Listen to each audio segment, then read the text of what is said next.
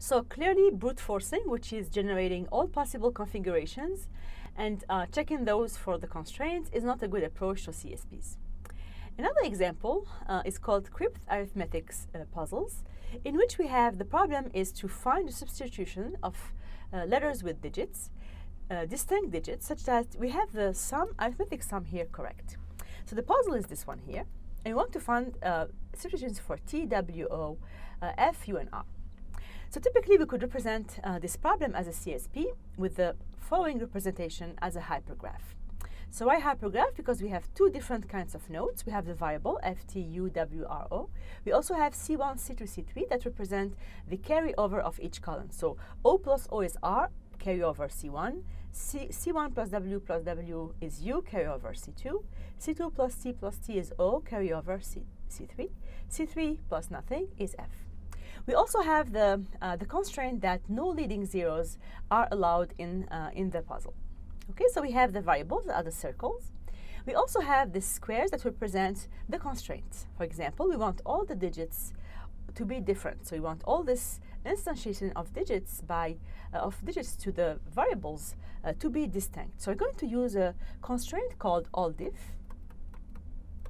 to spell that actually we want all the variables to be different. So how can we formalize this problem as a CSP? So first of all, the variables are straightforward. We have the variable F, T, U, W, R, O.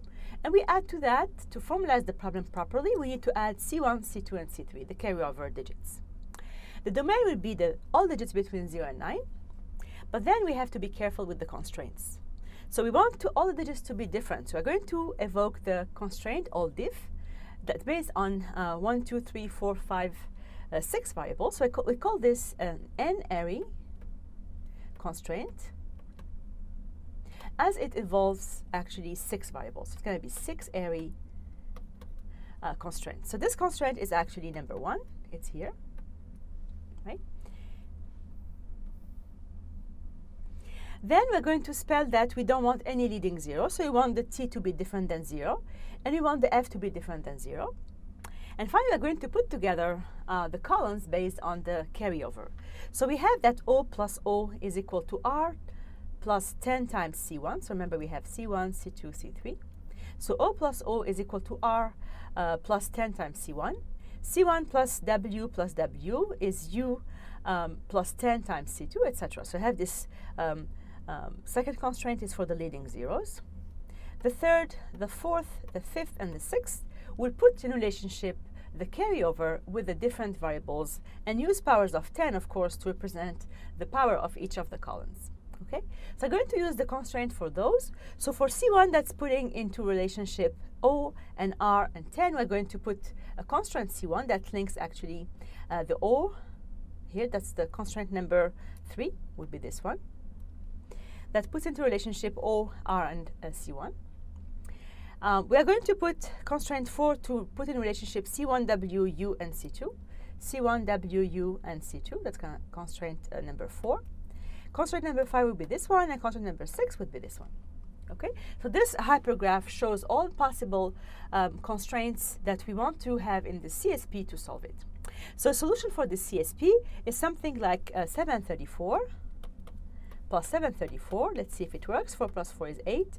3 plus 3 is 6. 7 plus 7 is 14, right? The carryover 1. So it's going to be, we have an O, O, and O here. So it's going to be 4, 4, and 4 are equal. All digits are different. And this actually fulfills all the constraints that we have in the CSP. So we see here that framing the CSP and formalizing properly is really important in the solution. So you could plug in this kind of problem, for example, in the CSP solver, and you'll get the solution of the instantiation of the variables with digits. So how to solve CSPs per se? So first of all, unlike state space search that know only one thing to do, which is search, CSP algorithms can be based on 2 different techniques. One of them is search, which means that we need to choose a new variable assignment based on the possibilities. But the second one, we call it inference, in which we are going to use a concept called constraint propagation. Constraint propagation acts like spreading the word of the constraint. So I'm going to use the constraint to spread the word in this term that we're going to reduce the number of possibilities of possible values for a variable. By doing so, we're going to affect other variables, and so on and so forth. So we're going to spread the constraint as much as we can among the variables to reduce their domains. So inference can be used as a pre-processing step. So sometimes constraint propagation can sometimes solve the full problem without even doing a search. But it can also be intertwined with search in more difficult problems. So recall for the search technique, BFS develops the complete tree. DFS is fine, but it's time-consuming. BTS is what we call backtracking search, is the basic uninformed search used in CSPs. So it is essentially a DFS in which we are going to assign one variable at a time when we do assignments on the variables. So here the assignments are commutative, which means that if we do WA equal red, NT equal green, it's the same as if we do NT is equal green and WA is red. We also check the constraints on the go, which means that we're going to consider the values that do not conflict with previous assignments. So for CSP, typically it's a DFS, and it's DFS with some backtracking search, which means that we're going to step back whenever we make an assignment that violates the previous assignments. More formally, we're going to start with an initial state, and it's the empty assignment, which means that we did not assign any value to variables. We use states that are partial assignments. So it's like, for example, providing some variables with digits in the cryptarithmetic puzzle. We use a successor function that assigns a value to an unassigned variable. And finally, we use a goal test to test whether the current assignment is complete and satisfies all constraints, complete and consistent. So going back to the map of Australia, so this is how we will do a BTS. So, or backtracking search. So I'm going to start with an empty map. Remember, we have 3 colors to color the map regions based on the constraint that two adjacent regions don't have the same color. So initially, we are going to have the possibility to affect any color to the region on the left. So I'm going to pick a variable. This is this region here. We're going to choose a color, which are the possible values for that variable. So it could be either red, green, or blue. So I'm going to do a DFS, so the next thing to explore would be the left-hand side. So I'm going to have 2 possibilities to color this area here. It's going to be either green or blue. We can do red, right? So it's going to be the 2 only possibilities. We do a DFS, we keep going. So I'm going to next explore this area here. We're going to color it either red or blue. Green is not available for that area. So whenever there is no possibility or no possible values left to give to the variables, we're going to backtrack in and try something else. So this is exactly the essence of backtracking search for CSPs. To address the first question, which variables should be assigned next, we're going to use the heuristic of the minimum remaining value, or MRV. In this heuristic, we use the concept of choosing the variable with the fewest legal value in its domain. So we're going to start, in other words, with the hardest variables to assign. So if you consider the map of Australia again, initially, all the regions can take any color, so it doesn't matter. There is no hardest to pick at this point. So I'm going to start, for example, by coloring Western Australia with red. Once I do that, I'm going to remove this possibility of coloring the adjacent regions red. So it's going to be not possible to color this region or this region red. So instead of doing coloring this one that has 3 possible values, I'm going to start with this region here because it has only 2 possible values to color. So I'm going to do the Northern Territory in green.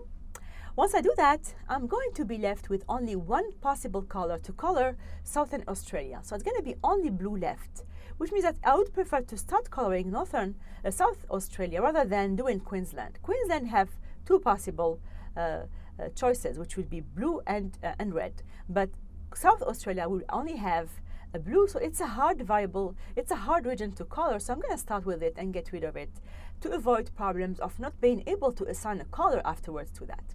So with this principle, with this heuristic, we're going to be able to start with the hardest to make sure that these are served first before we go to the easiest variable to color or to assign. To answer the second question, in what order should its value be tried, we're going to use the heuristic or the principle of the least constraining values, or LCV. Given a variable, we need to choose the least constraining value, the one that rules out the fewest value in the remaining variables.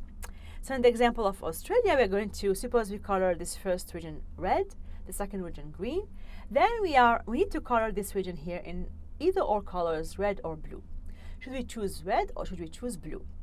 So we're going to check the neighbors, check the variables, and see whether we are left with enough remaining variables or values for to color afterwards. So for example, if we pick the value of red, the value red for Queensland, we're going to leave at least SA, the Southern Australia, with one possibility to be colored as blue. However, if we pick blue, and knowing that South Australia is connected to the 3 region here, is adjacent to the 3 region, then we are going to leave no chance for Southern Australia to be colored. We are going to have 0 possible values for Southern Australia. So I'm going to avoid that and go with the colors that actually allow to color the remaining regions properly. So the principle here is to pick the ones that are likely to work, not only for the variable that we're assigning, but likely to work for the remaining variables. To address the third and final question, can we detect inevitable failure early? We're going to use the heuristic of forward checking. In forward checking, we're going to keep track of the remaining legal values of the unassigned variables. This actually will terminate the process when any variable has no legal value possible. So in the Australia map, we're going to start with 3 colors which are the domain of all the variables. So we can color Western Australia in red, green, and blue, and same thing for NT, Q, etc. So after we assign a color, suppose we assign red to Western Australia. So it's going to be, we're going to color this red, means that we're going to have only, we assigned the value to the variable, it's red, and that's it. So if it's red, then we are going to affect the domain of the remaining variables. So for example, Northern Territory and Southern Australia can't take red anymore. So I'm going to take away the red from these 2 domains of SA. So I'm going to take away these 2 colors. We're going to color next, suppose we color Queensland in green. So we're going to put green in the domain of Queensland. By doing so, we're going to remove the possibility of coloring green all the adjacent regions, which will be NT, so we're going to remove green, and SA, we're going to remove green, and also New South Wales, removing green here. Okay, we keep going. So suppose we are going to color Victoria blue. If we color Victoria blue, we are actually going to remove all hope to color Southern Australia blue, because this was the last possible color to do that.